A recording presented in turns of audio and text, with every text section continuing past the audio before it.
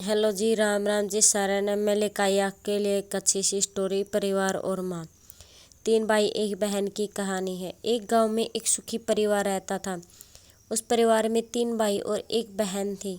उनके माँ बाप उन चारों से बेहद प्यार करते थे, मगर बीच वाले बेटे से थोड़ा परेशान थे, क्योंकि बड़ा बेटा पढ़ लिख कर डॉक्टर बन गया और छोटा बेटा भी पढ़ लिख कर इंजीनियर बन गया था।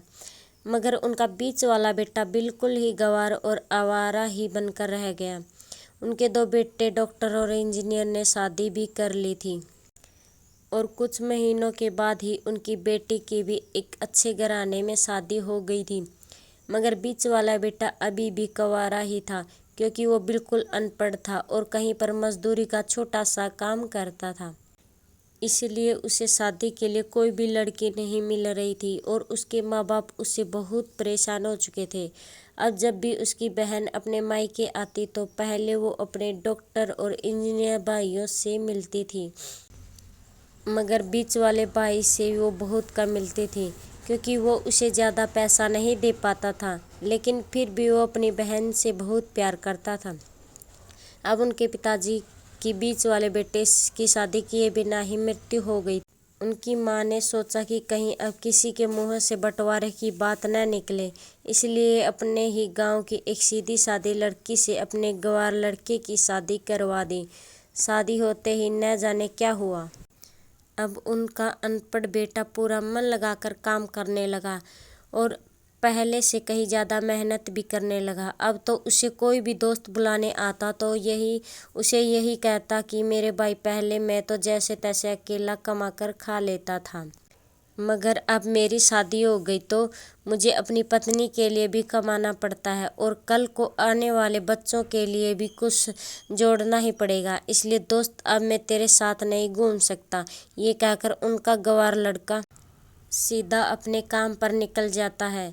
अब उन दोनों भाई डॉक्टर और इंजीनियर आपस में ये बात करते हैं कि हम दोनों तो उस गंवार से कहीं ज़्यादा पैसे कमाते हैं, इसलिए हम सब घर और ज़मीन का बंटवारा कर लेते हैं और इस गंवार से अलग हो जाते हैं, क्योंकि अब वो हमारे बराबर कभी भी नहीं कमा सकता। इसलिए उन दोनों भाइयों ने अपनी माँ के लाख मना करने के बावजूद भी बंटवारे की तारीख तय कर और उन्होंने अपनी बहन को भी बुलवा लिया और अपने गंवार भाई से भी कह दिया कि आज तू अपने काम पर मत जाना, क्योंकि हम सब आज घर और ज़मीन का बंटवारा करेंगे। उसी वक्त उसकी बहन भी आ जाती है।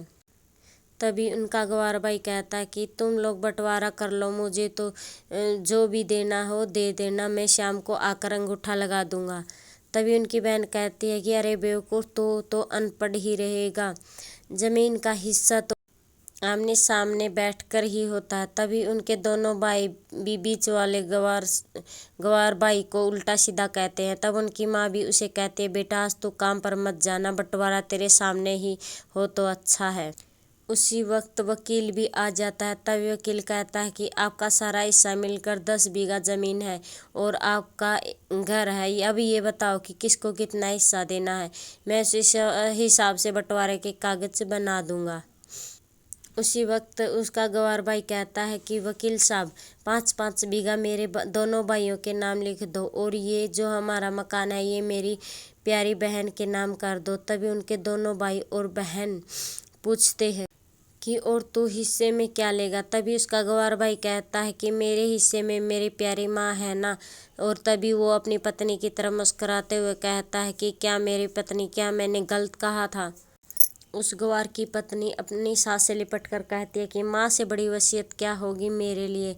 और उसी वक्त उसका गंवार पति भी उसकी माँ से लिपट जाता है और गंवार बेटे बहू के इसी प्यार से ज़मीन जायदाद के बंटवारे को एक सन्नाटे में बदल दिया। तभी बहन अपने गंवार भाई के गले लगकर रोते हुए कहती है कि माफ़ कर दो भाई, मैं आपको समझ नहीं सकी। तभी इसका भाई कहता है कि मेरी प्यारी बहन, इस घर में जितना अधिकार हमारा है उतना ही अधिकार तेरा भी है, और यही बात बंटवारे की, तो बंटवारा नहीं करने से हमारा जीवन रुक तो नहीं जाएगा। क्यों करते हम बंटवारा? हम एक साथ मिलकर नहीं रह सकते जैसे हम बचपन में मिलकर रहते थे। एक साथ मिलकर रहने को ही तो कहते हैं एक अच्छा परिवार। और उस अच्छे परिवार को संभालती है एक माँ। तभी उनके दोनों भाई भी बहुत शर्मिंदा होते हैं और वो बंटवारे के सभी कागज फाड़कर फेंक देते हैं। और इस दिन के बाद ही उनका पूरा परिवार खुशी खुशी एक ही साथ रहने लगा। तो दोस्तों, ये सब परिवार और माँ की एक सच्ची कहानी। धन्यवाद। अगर आपको अच्छी लगी तो प्लीज़ लाइक एंड सब्सक्राइब ज़रूर कर देना।